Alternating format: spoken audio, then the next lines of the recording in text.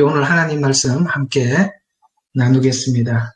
히브리서 5장 5절에서 10절 말씀입니다. 제가 이 말씀을 봉독해 드리겠습니다. 히브리서 5장 5절에서 10절 말씀요.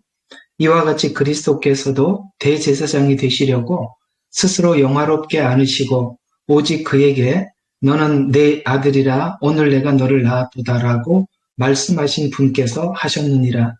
또 그가 다른 곳에서도 말씀하시기를 너는 멜기세덱의 계열에 따른 영원한 제사장이라고 하셨느니라. 그는 육체로 계시는 날들 동안 자기를 사망에서 구원하실 수 있는 분께 심한 통곡과 눈물로 기도와 간구를 드렸고 하나님께서는 그의 두려워하심을 인하여 들으셨느니라. 그가 아들이면서도 고난받는 일들로 순종을 배워서 온전하게 되심으로 자기에게 순종하는 모든 사람에게 영원한 구원의 근원이 되셨고 하나님께서는 멜기세덱의 계열에 따른 대제사장으로 칭함을 받았느니라. 아멘. 자, 오늘은 히브리서 내용 중에 일부인 5장 1절과 5장 5절과 10절에 있는 말씀을 따라서 예수님께서 이 땅에 육체로 오셔서 하나님과 우리 사이를 화해시키기 위해 대제사장으로 계시는 동안 그는 하나님으로서 이 땅에 살아간 것이 아니라 바로 육체를 입고 인간으로 오신 상태에서 우리에게 이 대제사장의 직무를 수행하기까지 어떤 시간을 보냈는가, 그래서 성육신의 의미가 무엇인가, 또 십자가의 제물이 되시기까지 그분은 하나님 앞에 어떤 시간을 보내왔는가라는 내용을 가지고 오늘 주제를 예수를 깊이 생각하라라는 주제로 여러분들과 함께 나누어 보도록 하겠습니다. 여러분, 요한계시록이 기록되고 있는 이 시간에는 히브리서가 카타쿰 같은 그 히브리 교인들이죠.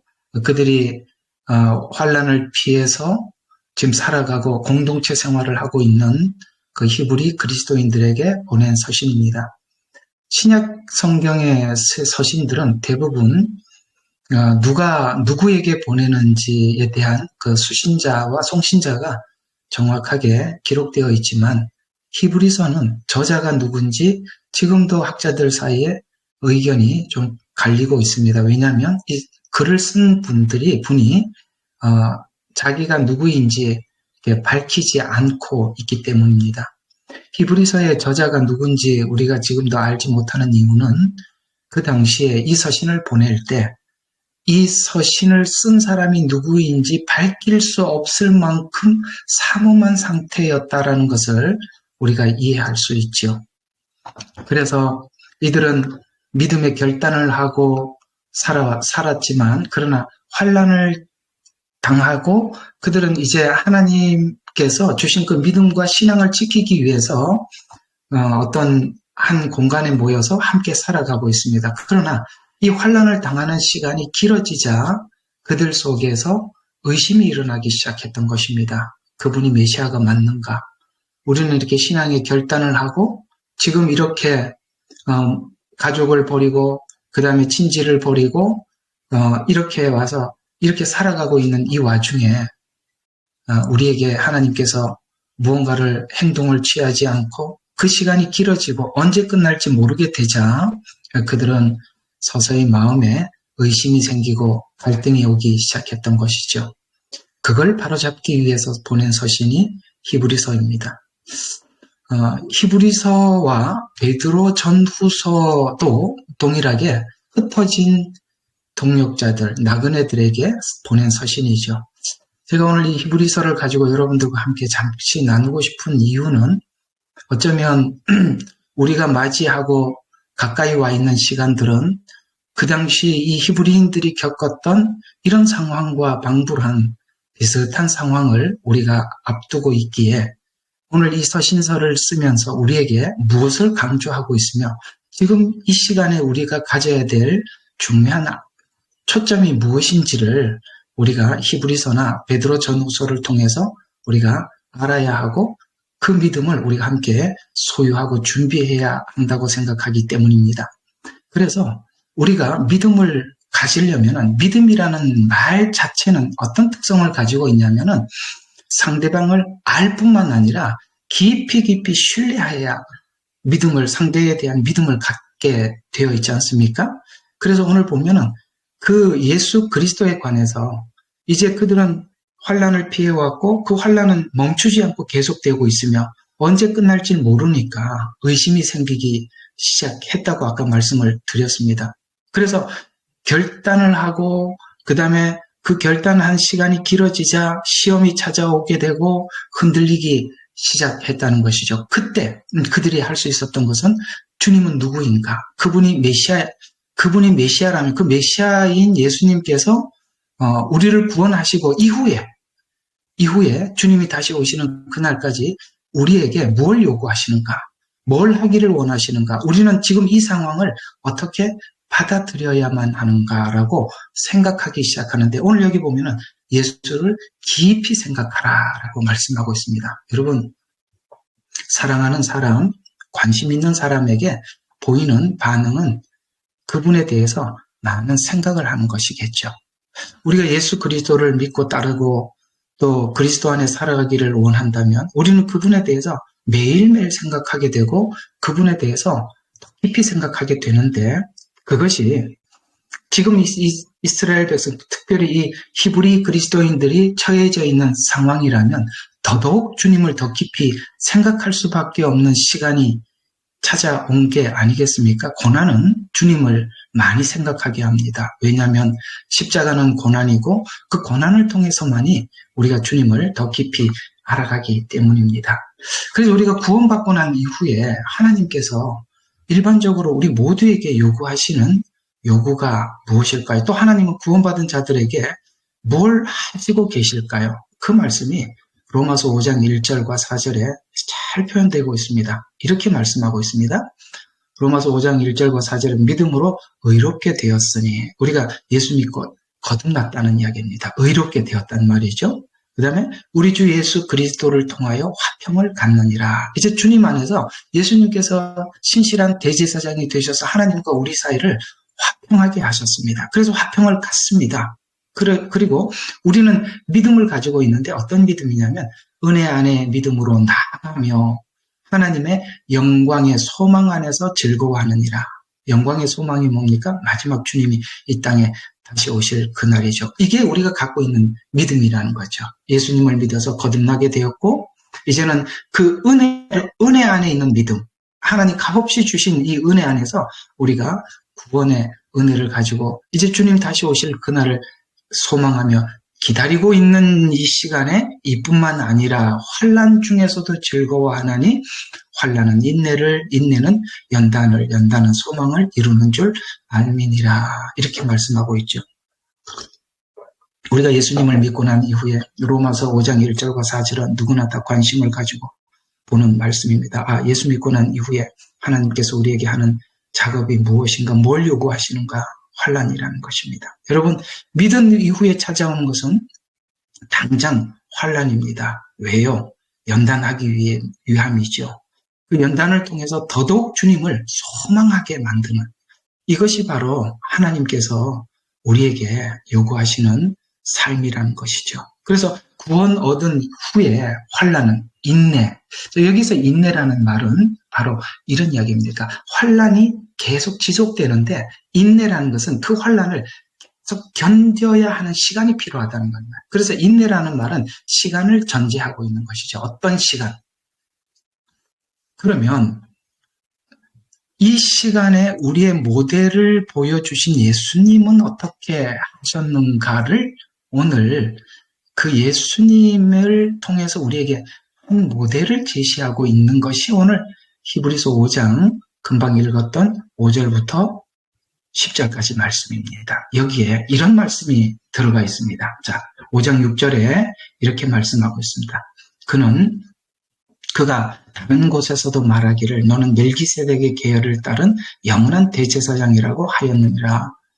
그는 육체로 계시는 날들 동안 자기를 사망에서 구원하실 수 있는 분께 심한 통곡과 눈물과 기도와 간구를 드렸고 하나님께서는 그의 경외하심, 그 두려워하는 기도를 들으셨다라고 이렇게 말씀하고 있습니다. 육체로 계시는 날 동안, 이건 굉장한 의미를 가지고 있어요. 육체로 계시는 날 동안이라는 말은 성육신 하신 예수님을 이야기하고 있는데요. 성육신 하신 예수님은 바로 이런 뜻을 가지고 있습니다. 예수님은 하나님이시죠. 그분은 시간과 공간에 매여 있는 분이 아니시지요. 하나님은 그러신 분입니다. 그런데 예수님께서는 그 시간과 공간 속으로, 인간의 시간과 공간 속으로 들어오셨습니다. 뿐만 아니라 율법을 이스라엘 백성들에게 주신 분인데 율법 안으로 들어오셔서 그분은 육체를 가지고 우리와 함께 매어버렸어요. 그래서 육체로 계시는 날 동안 자기를 사망에서 구원하실 수 있는 분께 심한 통곡과 눈물과 기도와 간구를 드렸다는 이 말은 이런 이야기입니다. 육체를 가지고 이 땅에 우리처럼 오셨기 때문에 스스로 그 사망에서 스스로 구원할 수가 있는 것이 아니라 하나님만이 그 육체를 가진 우리를 사망에서 건질 수 있어요. 그래서 그 십자가를 앞두고 예수님은 심한 통곡과 눈물과 기도와 간구를 드려서 하나님께서 그것을 들으셨다라고 말씀하시면서 이것은 단지 우리를 구원하시기 위해서 주님이 한 행동을 넘어서서 우리에게 어떤 교훈을 주고 있다는 것인데 그게 8절에 이렇게 암시하고 있습니다. 그가 아들이면서도 고난을 받은 일들로 순종을 배워서 온전하게 되심으로 자기에게 순종하는 모든 사람에게 영원한 구원의 근원이 되셨다. 이렇게 말씀하고 있죠. 무슨 이야기입니까? 예수님은 하나님의 아들이면서도 육체를 입고 있었기 때문에 육체를 입었다는 말의 뜻은 이런 이야기입니다. 우리 육체는 아시다시피 광야 생활을 하면서 이스라엘 백성들이 애굽에서 나온 자들이 다 광야에서 죽고 이세들이 들어가는 것은 어떤 상징성을 가지고 있는 것입니다. 우리가 애굽에서 가지고 있던 옛 습관, 옛 사람이 광야에서 죽어가는 것입니다. 그것이 바로 광야 생활이죠. 그리고 이제 이 광야 안에서 태어난 거듭난 새 사람, 성령 안에서 거듭난 또 그리스도의 하나님의 성품을 닮은 그들이 가나안 땅에 들어가는 과정을 이 출애굽기를 통해서 우리에게 계속 설명하고 있는 것과 같이 예수님께서도 육체를 가지고 우리는 탐욕이 있고 이기적인 마음이 있고 죄성이 있죠. 이것을 고난을 통해서 하나님 앞에 순종을 배워서 온전케 되어서 자기에게 순종하는 우리 모두에게 모든 사람들의 구원의 근원이 되셔서 하나의 모델이 되어주셨다라는 의미도 여기 담겨 있는 것이죠. 이게 바로 성육신이 우리에게 말씀하고 있는 메시지인데요. 육체를 입었다는 것은 어떤 한정된 공간 안에서 그 다음에 자기를 스스로 구원할 수 없다라는 것은 인간이 육체를 입고 있는 한 그 죄에 솟구치는 어떤 욕망들 나아가서 사망은 인간의 육체를 입은 사람들은 스스로 사망에서부터 탈출할 수 없으니까 하나님께서 그를 부활하게 하셔야만이 가능하지 않겠습니까? 그래서 뭘 배우느냐면 하나님 없이는 아무것도 할 수 없다는 그것을 우리에게 예수님은 심한 눈물과 통곡으로 하나님 앞에 구해서 그래서 하나님께서 그것을 들어주시는 과정 속에서 그는 눈물과 통곡으로 간구했다라고 말씀하고 있습니다. 동일하게 이스라엘 백성들은 출애굽하여서 이제 가나안 땅으로 가는 과정 속에서 그들은 40년이라는 이 광야 생활을 통해서 하나님께서 더 이상 애굽으로 돌아갈 수도 없고 지금 가나안 땅이 눈에 보이지도 않지만 40년이라는 하나님 정한 이 시간 안에서 그들이 배운 것이 무엇입니까? 바로 애굽에서 나온 사람이 죽어야 한다는 것입니다. 그래서 성경에 보면 이들이 애굽에서 나온 옛사람들, 애굽에서 나온 사람들이 그 애굽으로 되돌아가자고 하면서 하나님 앞에 불평하고 하나님을 경록해 하고 그리고 하나님이 말씀하실 때 마음이 완악하고 이런 일들이 반복되었던 것이 광야 생활 아니겠습니까? 여러분, 우리가 이 광야 생활이라는 하나님께서는 이제 애굽으로 돌아갈 수도 없고 아직 가나안 땅은 눈앞에 있는데 우리는 그 한정된 어떤 광야와 같은 시간들, 우리 모두에게 주어져 있는 시간들이겠죠. 거기서 우리가 하나님 앞에 우리가 불평하는 이 불평을 하나님이 쏟아놓게 하시고 그 불평을 쏟을 때마다 우리 속에 무엇이 담겨 있었는지를 우리가 우리의 불평된 언어를 통해서 내 속에 무엇을 하나님 앞에 불평하고 있는지 내 속에 죄성을 보게 하는 것이고 그들이 어쩔 수 없이 이 광야에서 엎드려져 죽을 수밖에 없던 것처럼 그 옛사람이 이런 하나님의 훈련과 연단과 이런 과정을 통해서 그 광야에서 계속 엎드려지는 일을 하게 되죠. 그리고 이제 하나님께서 광야에서 시내산에서 주셨던 그 계명을 배우게 되고 익히게 되고 받아들이게 되고 수용하게 되고 마치 예수님께서 자기를 구원하실 하나님께 간구해서 부활을 얻었듯이 우리가 이 광야는 바로 옛사람이 죽는 장소 아니겠습니까? 그래서 우리가 예수 그리스도 안에서 거듭난 우리들은 하나님께서 이 환난을 통해서 연단하고 그 옛 자아를 죽게 하고 새 성품으로 만들어가는 이 과정이 우리의 인생 속에 계속 일어나는 일들인데 그때 우리는 바로 뭘 생각하게 되느냐면 히브리서 3장 1절에 보면 하늘의 부르심에 참여하는 거룩한 형제들아 우리의 고백하는 바 사도이며 대제사장인 그리스도 예수를 깊이 생각하라라는 것입니다.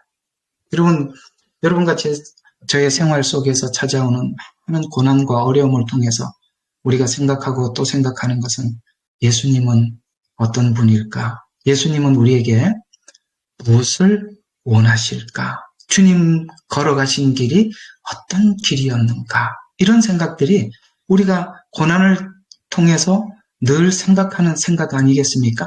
예수를 깊이 생각해야 합니다. 어쩌면 여러분들이 처해져 있는 많은 상황 속에 하나님의 부르심과 음성은 주님을 생각해봐라. 너를 구원하기 위해서 어떻게 모멸을 참아냈고 수욕을 참아냈고 그 많은 사람들에게 모욕을 받으면서 견디신 것은 바로 너희들을 구원하기 위함이 아니었느냐라고 우리에게 다시 되물으면서 우리가 지난날 가지고 있었던 그 성품들을 하나님 앞에 내려놓고 또 그리스도의 인격으로 닮아 변화되기를 하나님께서 우리에게 원하신다는 것을 우리는 너무나도 잘 알고 있습니다. 그래서 이 일을 우리에게 언제 시키느냐면 매일매일 그 일을 우리의 삶 속에 찾아오셔서 한답니다. 그게 여기에 나와 있습니다. 히브리서 3장 13절을 보시면 이런 말씀이 있어요. 자, 12절부터 한번 보겠습니다. 형제들아 너희 중에 아무도 믿음 없는 악한 마음으로 살아계신 하나님께 떨어지지 않도록 주의하라. 오직 오늘이라고 부르는 동안 매일 서로 권면하여 너희 중 아무도 죄의 속임수에 빠져 완악하게 되는 일이 없도록 하라. 매일, 오늘 이렇게 말씀하고 있습니다. 하나님께서는 우리에게 매일매일 그런 이야기를 하고 계시죠. 저는 이 이야기를 우리 성도들에게 이렇게 한번 이야기를 했습니다. 하나님께서는 일어나기 싫은 더 잠자고 싶은 새벽에 깨우시죠. 출근해야 되지 않느냐. 네가 맡겨진 임무가 있지 않느냐. 네가 싫어도 만나야 될 사람이 있지 않느냐. 네가 듣기 싫은 소리도 들어야 되지 않느냐. 그런 일들을 하나님께서 계속 우리에게 만나고 겪고 하게 하시죠. 그걸 어쩌다 한 번씩 하는 게 아니라 매일매일 그 일을 하게 하심으로 인해서 결국에는 사람을 통해서 우리 속에 무엇이 있는지 그 사람을 대할 때마다 내가 내 안에서 사람들을 내가 어떻게 대하고 있는지의 어떤 나의 그 죄성들을 하나님께서 매일매일 살피게 하고 보게 하셔서 그걸 마치 이스라엘 백성들이 매일매일 광야에서 만나를 거두고 하나님께서 불기둥과 구름기둥이 움직일 때마다 따라 움직이면서 배우듯이 우리를 매일이라는 삶 속에서 찾아오셔서 하나님의 뭔가를 우리에게 계속 말씀하고 있다는 것이죠. 그 말씀은 바로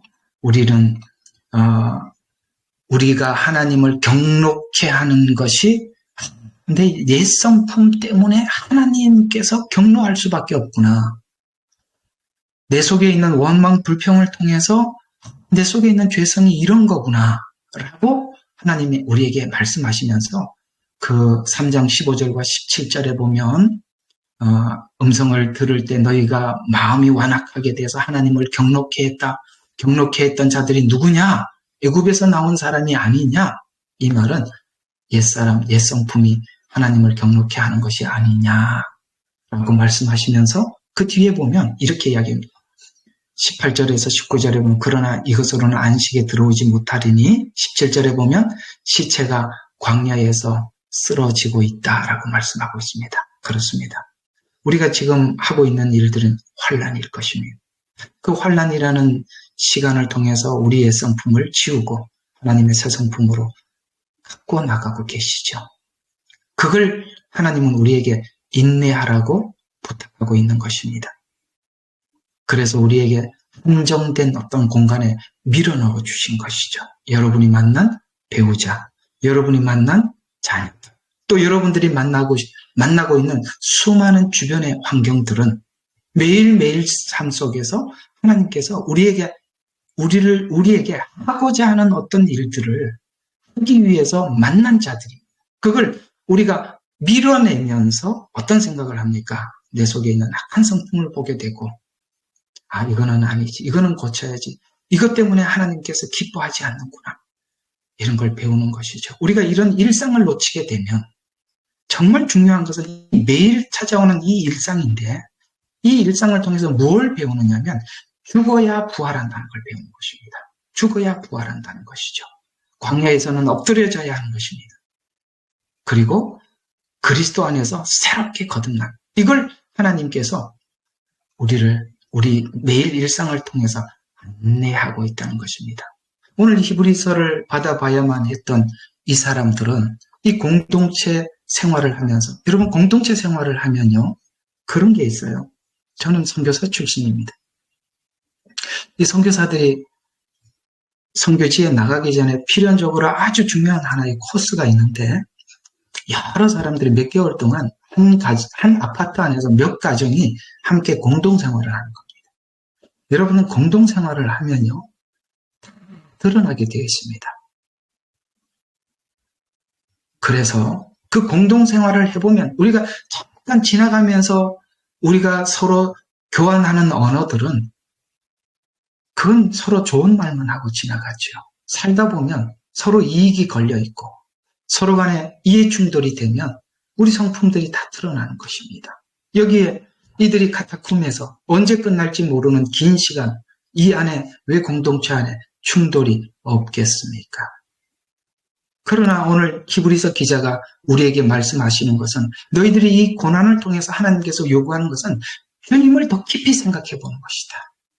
주님이 이 시간에 어떻게 시간을 보냈느냐, 심한 눈물과 간구로 하나님께 자기를 구원해달라고 구원했듯이 이 시간은 바로 주님을 더 깊이 생각하는 시간이고, 주님 앞에 이 문제는 내가 해결할 수 있는 문제가 아니라 주님만이 해결할 수 있는 문제입니다 라고 내 속의 문제들을 꺼내놓고 죽고 또 그리스도 안에서 새롭게 거듭나기 위해서 준 이 시간이 아니냐. 예수님은 바로 우리 앞에 대제사장으로 하나님과 우리 사이를 화해시키기 위해서 그 고난의 시간을 눈물과 간구로 보내서 결국은 제사장이 되셔서 완벽한 화해가 이루어졌다.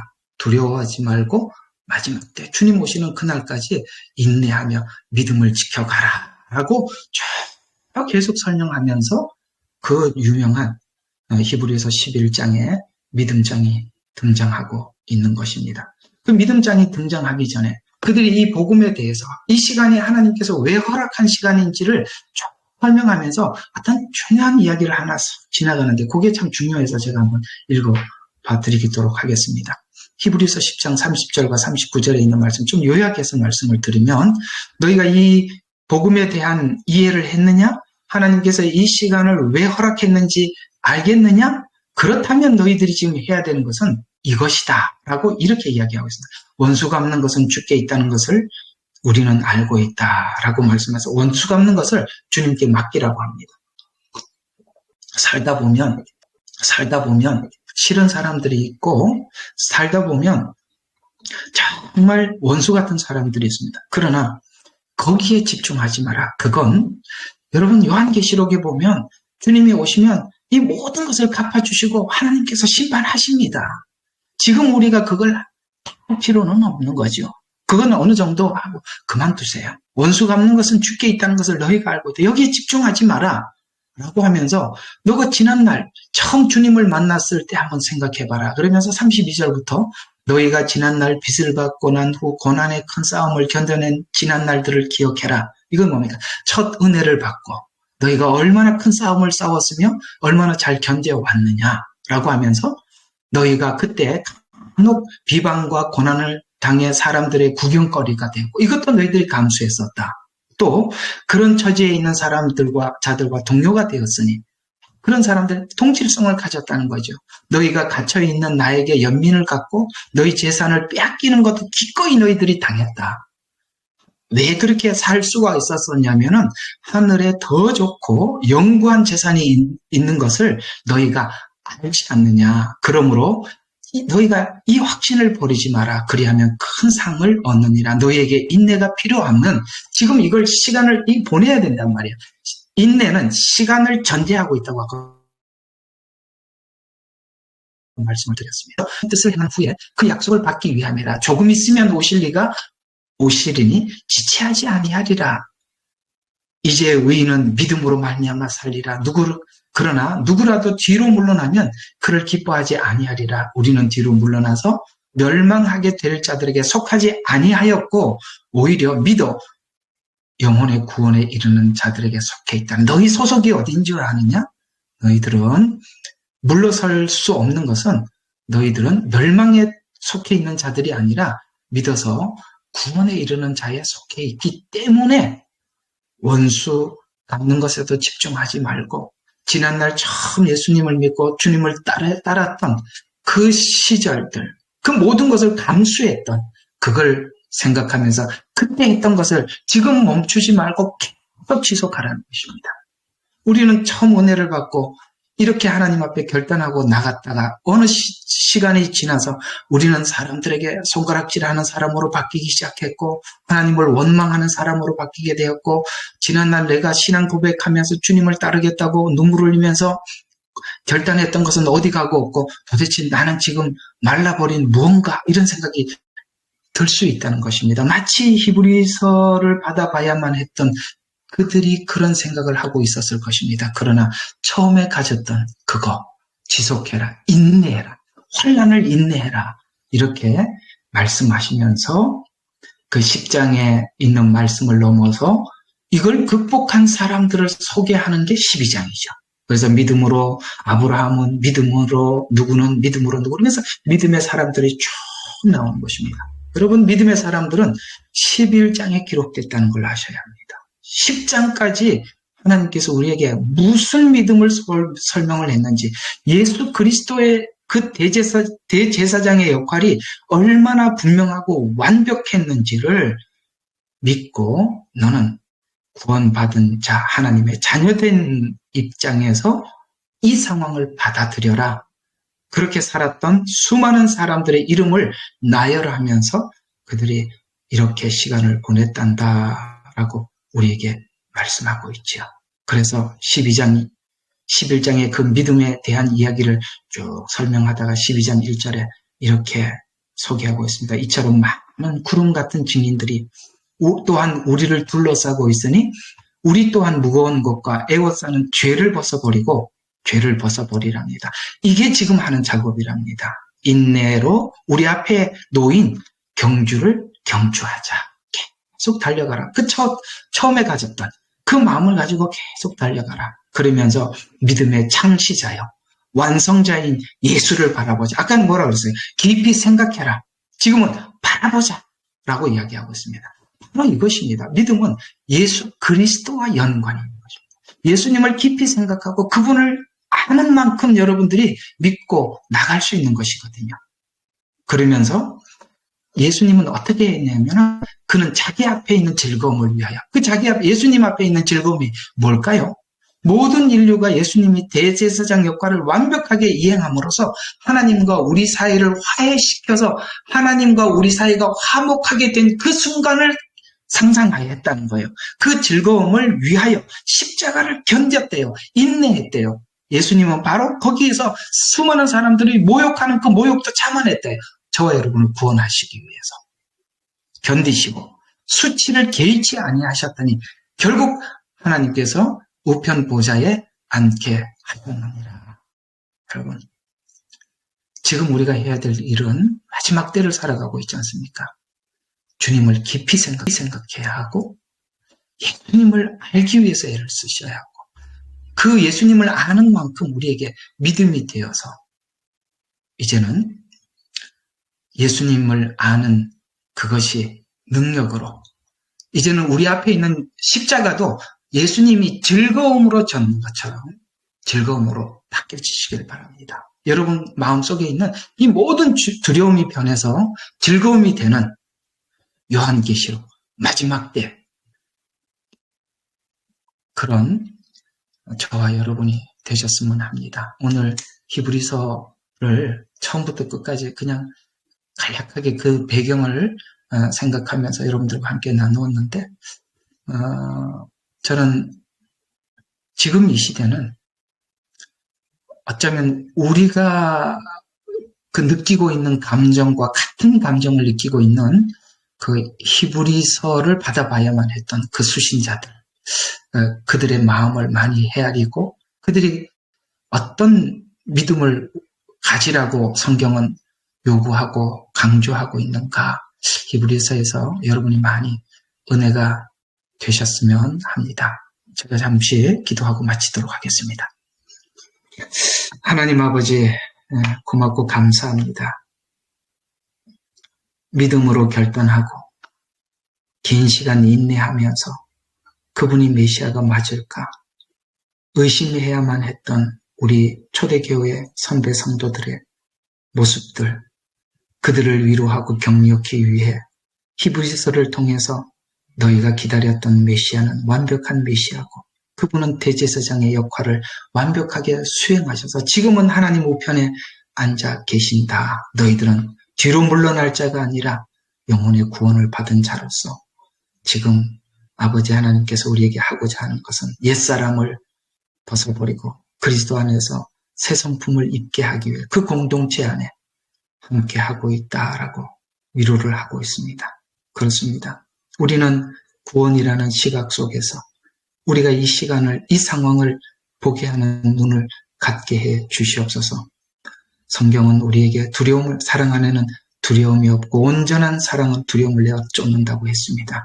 주님을 사랑하는 사랑이 다시 오실 그날을 기대하면서 마라나타, 주 예수여 어서 오시옵소서, 소망 가운데 주를 기다리는 우리 예레미야 눈물방에 있는 성도들 다 되게 하옵소서. 예수님 이름으로 기도합니다. 아멘.